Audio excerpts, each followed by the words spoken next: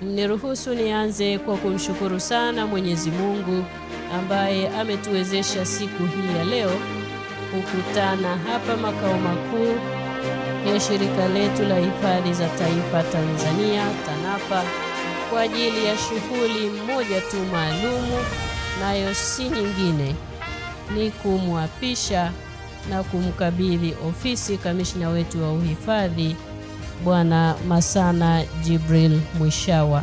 Mimi Masana Jibril Mwishawa ninaapa kwamba nitakuwa mwaminifu kwa Jamhuri ya Muungano wa Tanzania na kuitumikia kwa moyo wangu wote, na kwamba nitaihifadhi, nitailinda, nitaitetea Katiba ya Jamhuri ya Muungano wa Tanzania kwa mujibu wa sheria iliyowekwa.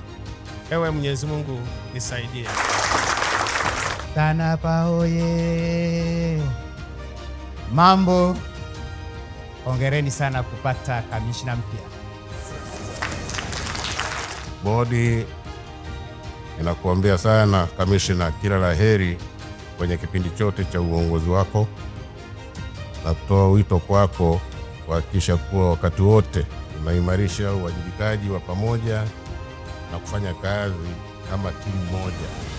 Serikali na wizara inayo matarajio makubwa sana kwako kwamba utaiongoza TANAPA kwa weledi, uadilifu, nidhamu, umoja na maono yatakayoiwezesha taasisi hii muhimu kwa uhifadhi na utalii nchini kuendelea kuwa mfano bora nchini, Afrika na duniani kwa ujumla.